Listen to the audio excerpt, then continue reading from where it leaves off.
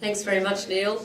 Well, we've moved from grain milling to red meat and, well, other colours of too, of course, James's Knight's meats, and then through to licorice and chocolate. So that's been a really, we'll all be hungry and ready for lunch. It's my great pleasure now to introduce Professor Tim Reeves, who's going to facilitate the next session, which is really the off-farm supply chain session. Tim's worked for over 40 years in agricultural research, development and extension, focused on sustainable agriculture in Australia and overseas. He's worked with the Victorian Department of Primary Industries. He ran the International Research Centre, CIMMIT, in Mexico for 7 years. And he's had many other roles, including working with the United Nations, the Millennium Project Task Force on Hunger, a member of the European Commission Expert Group for Evaluation of Framework Projects, Senior Export Food and Agricultural Organisation of the United Nations. He's a great facilitator, and I'm sure we'll have a terrific session now with Professor Reeves.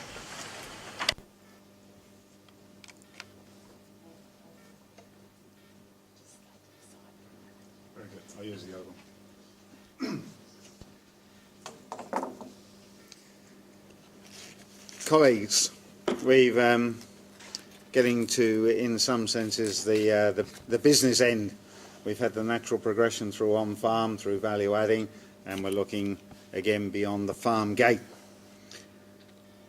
I think about things from my perspective. I think about the big global issues, and a couple of those have been referred to today. And it's really important we keep them in mind. There's about 140 people per minute being added to the population of the world.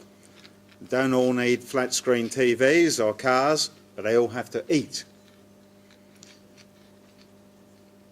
But the land to produce that food on, we're losing about 6 hectares of prime agricultural land globally per minute. So a lot more people, a lot more food, a lot less land. So there are some opportunities there.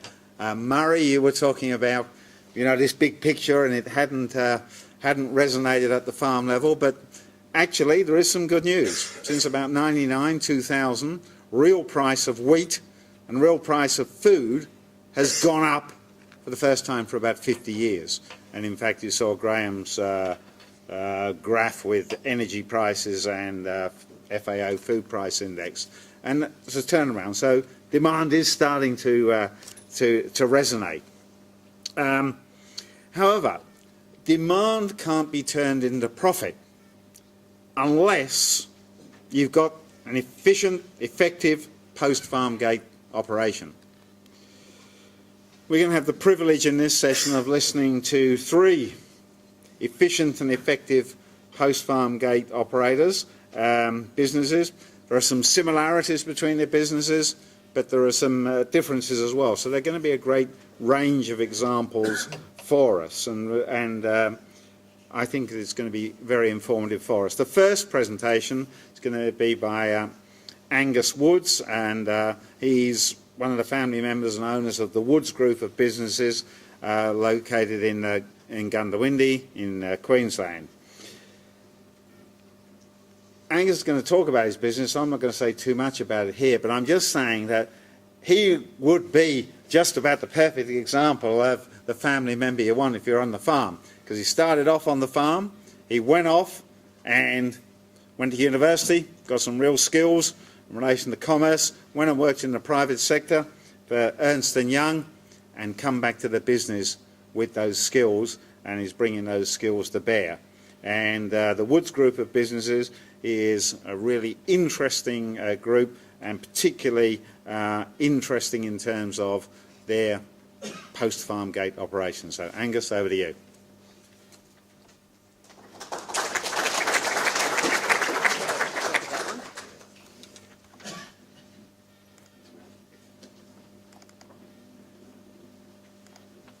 Thanks everyone. I've got a few notes to read off today as well, because otherwise I'll probably rant and rave for a bit long, so hopefully that'll keep me on track. But yeah, today I've been asked to talk about beyond the farm gate, and I want to break that down into 2 sections for our business, because I guess the first stage of that for us started in 2001, and then it started again in 2012. The reason to try and break it down like that is, I guess, to show that while we may have created many opportunities for our business to grow throughout the first period of time. Hopefully also highlight how you have to make sure you keep the business evolving. Otherwise, things that were once opportunities can soon become challenges. Opportunities for the competition, which naturally helps them grow as well. Have to continually keep adapting, moving with the times to ensure we differentiate ourselves and stand apart from the rest. And I think this as much applies to an individual business, obviously it does to an industry. Hopefully also highlight how once things are in motion, opportunities tend to grow from other opportunities. So today I try to provide some insights into our business, the development of our business, where it has been and hopefully where it is going. And then hopefully at the end I can provide some of my thoughts on, I guess, the point of today. So what are some opportunities for agriculture? What are the challenges to be addressed? And what is my vision for mixed farming systems over the next 30 years? Just on the outset, we are not a mixed farming system. We're very much a grain business. Wheat, sorghum, chickpeas, fibre beans, mung beans. So I won't be touching on anything livestock-wise today, except we do have a feed mill. I'm a sheep hater, so I'll jump into that category. So just briefly, so the Woods Group, we're based in Gundawindi.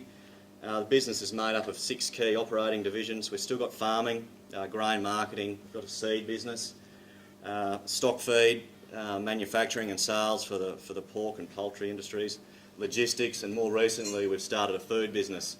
And through that food business, we're actually also one of the partners with Chris Blanchard in the Functional Grain Centre and focusing on pulses. All these businesses operate independently of each other, all required to stand on their own and attribute to the profitability of the group. Senior management is common across them all, but they all have their own financials, their own bank accounts, their own customers, their own operational staff. Having the business set up this way allows them each to grow, be measured independently, also allows the opportunity to dedicate resources where necessary and focus on any problem areas. So just quickly, a background of the Woods Group. I guess we started out in the 1950s. As a farming family, you could say that we're third generation, even though none of the third generation are on the farm. As a processing business, we're first generation. Why have we gone down this path? Is that upside down on the other side there? No, that's right. Okay. So we're a family business who've continued to want to work together. We all grew up on the farm. None of us ever really wanted to run the farm. And when a local grain processing facility came up for sale in 2001, the family bought it and things have grown from there. With our youthfulness came eternal optimism and motivation, so every opportunity was eagerly grabbed and built upon. The first set of opportunities beyond the farm gate came about, as I said earlier, between 2001 and 2012. That period of time saw us invest heavily in infrastructure, building a new processing and grading plant in 2005, a new stock feed mill in 2009, and a new chickpea splitting plant in 2010. Also invested a lot of money in storage and handling facilities to help cater for these growing businesses. That's an aerial shot of the business in 2013. So of the original business that we bought back in 2001, that's left and 3 silos. Everything else has been added onto or used. So that site over there was completely bare, and that's now our export site, chickpea splitting, seed grading, brand new feed mill, grain dryer, storage and handling facilities. There's now 6 grain bunkers at the back there. So that's how the business has evolved, and parts of our food business are attached to that, and also some real estate in the town of Gundawindi. So that's where the food business is going. So just briefly, these aren't anything scientific, these opportunities. You'll notice one of them in there is weather, but that's business we're in. So there are 4 things here that have really helped drive the growth of the business from 2001 to 2012. In no particular order, they're all catalysts for further investment in the business, like I said, from which other opportunities grew. So first of all, the deregulation of the seed industry, I guess right place and right time. The privatisation of the seed industry, then we could now grow under licence from the new seed companies. We could produce, process, market, distribute different varieties of different seed cultivars. The onus for QA and everything else was on us, meant investment in better storage and cleaning systems. Removal of the single desk. All of a sudden, With that, the export markets for containerised grain started opening up, and with only one packer at the Brisbane port, there's a huge demand for up-country packing. We took this on in 2009, containerising up to 1,500 tonne of wheat per day. Chickpeas, so throughout the period of 2001 to 2012, the chickpea industry started to become very embedded in our area due to better varieties and better understanding of growing systems and techniques. So as they started to become a vital part of growers' cropping regimes, the demand for better marketing of chickpeas grew, and hence the opportunity was taken to invest in infrastructure to service this market, whether it be whole chickpeas or splitting chickpeas. But ironically, I guess the weather is one of the key things that helped drive so many opportunities. It's the reason why we chose to buy the original business in town, to help diversify away from variable seasons encountered in farming. But it was the variable weather that helped bring many opportunities to the business as well. Drought, flood, frost, heat wave brought demand for different areas of the business at different times of the year. Over the course of time, we became a one-stop marketing shop for growers, a place where they could bring high or low quality grain. We'd always have a place for it. I guess a great example of this is 2010. Murphy's Law intervened, and we're just about to commission our brand new chickpea splitting plant, which cost several million dollars, and we had one of our wettest seasons on record ever. We had ascochyta and grey mould running rampant in the chickpea crop, and it looked like there was actually going to be no chickpea crop. And my God, what were we going to do about this chickpea splitting plant? Harvest started, and sure enough, the chickpeas were terrible.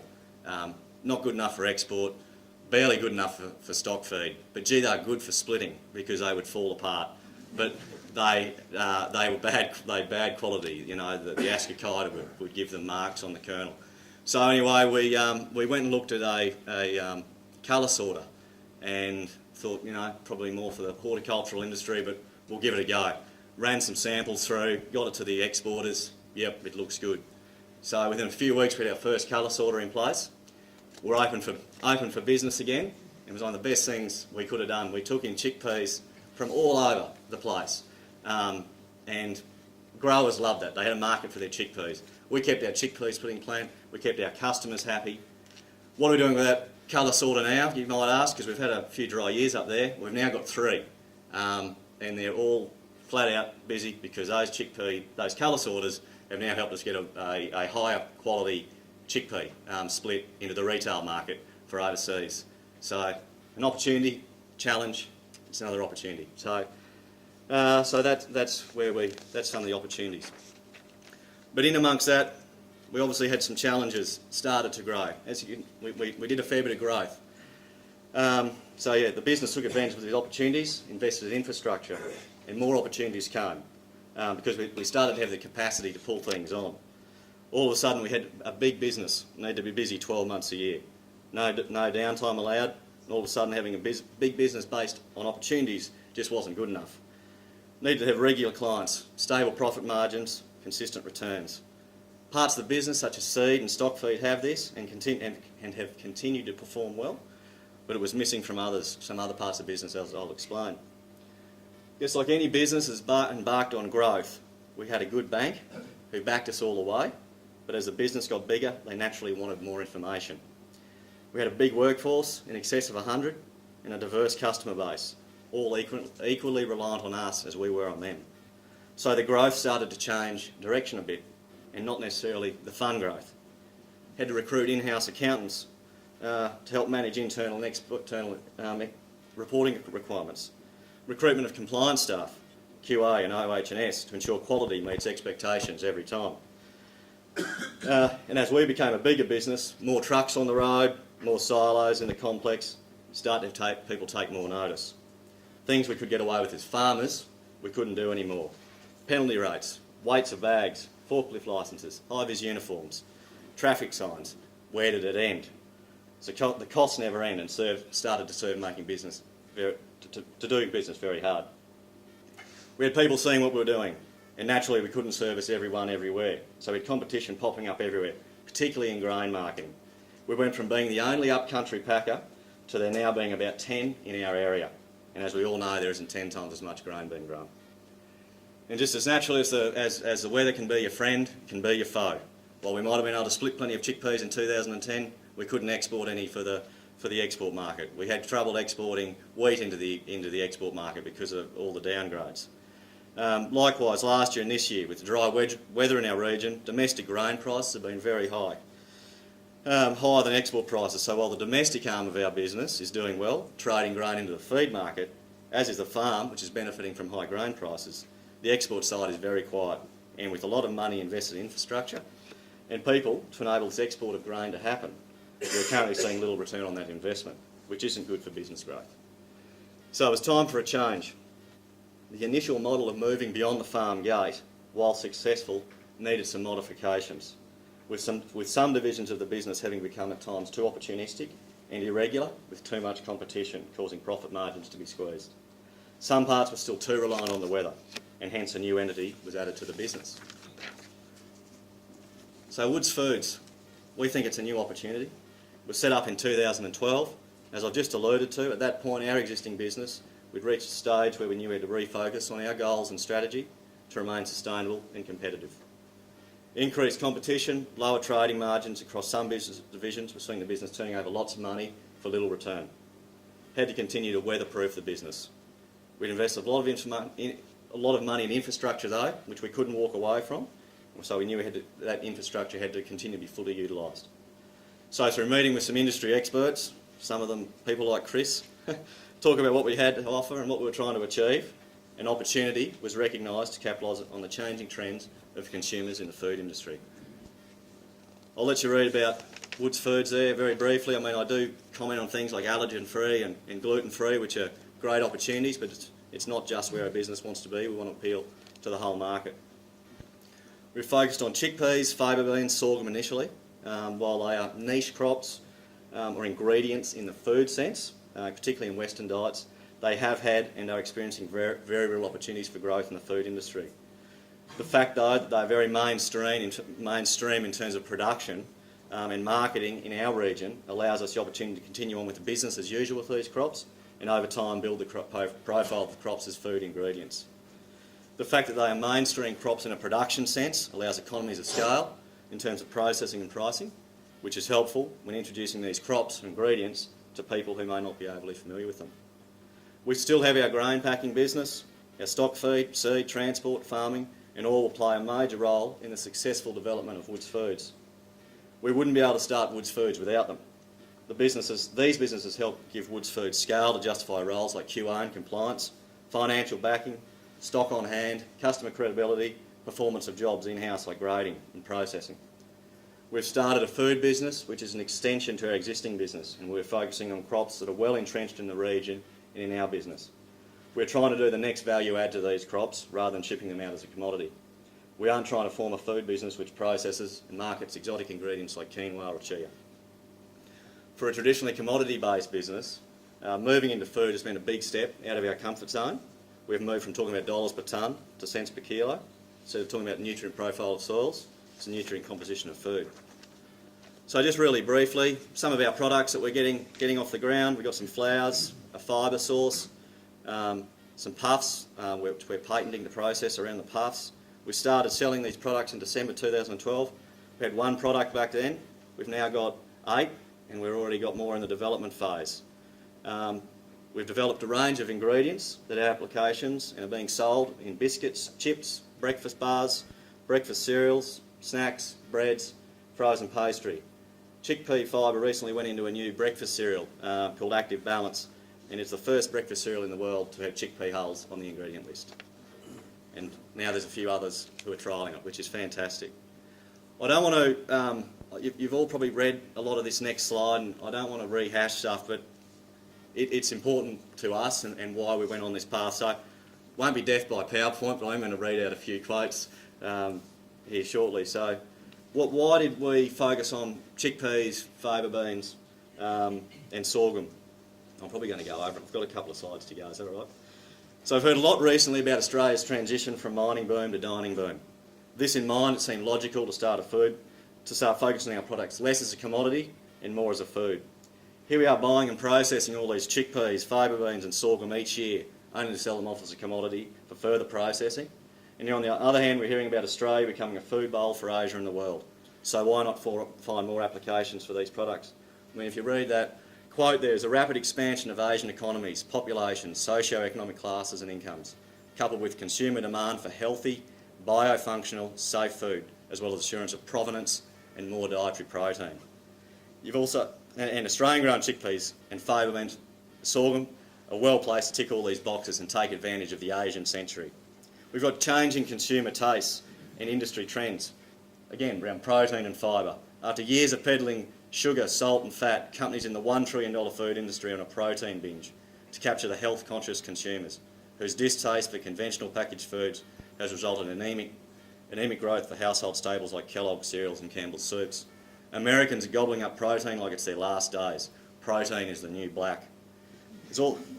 Also, in addition to this, we have obesity emerging as one of Australia's leading health issues. Consumers are seeking out more healthy and nutritional snacks, artisanal bakery products, high protein, high fibre foods that are low in fat, low GI. Again, chickpeas, favour beans, sorghum can fall into all these categories. Continued growth of the allergen-free and free-from market, free from gluten, free from nuts, free from soy, free from dairy, free from eggs. Estimates of the global gluten-free market's worth vary widely, with many reports coming into almost $3 billion. Whatever the true value, the market is continuing to boom, resulting in a proliferation of innovative products and brands. Estimated that 12,000 new gluten-free products are launched each year. Finally, a looming food crisis for the world, not just protein, but agronomics as well. Experts are predicting that global food production must double between now and 2050 to feed the world's rapidly growing population. Current crop yields, however, are at risk from variable climate, including high temperatures and drought. It's not just that we need more food, we need food that's nutritious and resilient to climate extremes. Again, I think some of our products can fall into that category. I better keep moving by the sound of it, but I'll try and be brief. Challenges. Messaging.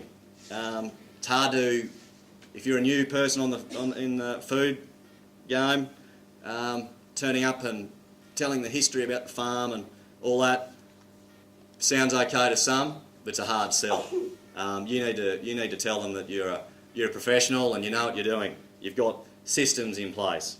So I guess the challenges for Woods Foods now is who are we? What is our message?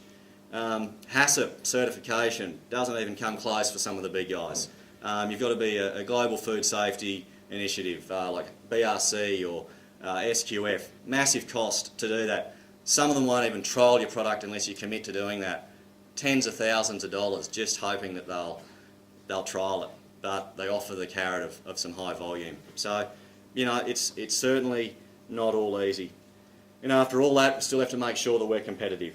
Like us, many of the food manufacturers having to review their businesses to make sure they remain sustainable, and none have the luxury of paying over the top for any products. So I'll try and be quick and wrap this up. I thought this was a good graph, or picture. I've shown it recently.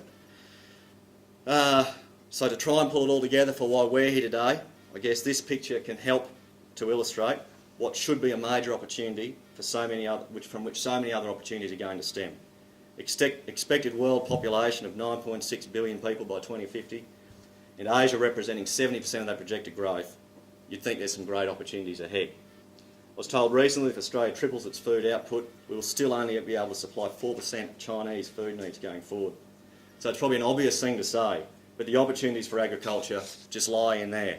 We have to get more out of what we produce, grow more, grow better quality, manufacture efficiently, and sell for a better price. The great thing about agriculture, though, is you don't have to be a farmer to take advantage of some of these opportunities. So I believe that the picture highlights that there can be opportunities in technology, advisory, creating provenance, which comes back to the licorice story, I think. And I think all this will help create long-term sustainability and profitability. What are the key challenges need to be addressed? Everyone said them before. Costs. I mean, we're in a very high cost environment. If we want to pull on this technology and create better systems, better products, grow better crops, we need to be able to do it in an environment where costs are controllable. Whilst we might be able to pass on some costs by creating premium Australian products, we may not be able to create luxury. And sometimes luxury is where we need to be to really be justifying our high production. We've got too much red and green tape. Hopefully there can be some smart people given good resources to combat the weather. Farm profitability is a major thing. We need to make sure farming is more than a good lifestyle instead of good business. If farming can be sustainable and rewarding, people should naturally start to see it as a good career, which can match it with other potential careers. If farms become profitable in the long term, it should attract and retain young talent or good talent, and this in turn will help improve the image of agriculture. I believe for too long agriculture has been portrayed poorly in the media, often shown as someone in bad clothes with old equipment. Instead, why don't we promote the opportunities presenting themselves and plant the idea of what a life in agriculture can offer? My vision, increased awareness, positive news. In our area there's a massive increase in corporate farming, probably because they've got the dollars to keep growing. Whether people agree in the paddock to plate, I don't know. I just maybe if people want to create premium products, but they're on a small scale, maybe that's a way, come together, create some of those things. We're a very technologically advanced country, and we'll continue to be. So I think Australia is always going to have best practice. And that's me done. Sorry. I was asked to put my contact details up, so they're there if anyone needs to get me. Very good. Thank you very much, Angus. We'll leave it questions to the end. Great. It was interesting you put up paddock to plate. The Europeans talk about plate to paddock. This is what we want on the plate of the consumer. We want to track it right back to the farming system that produced this. All the things about safety, sustainability, etc. Were these animals bred naturally or was it artificial breeding?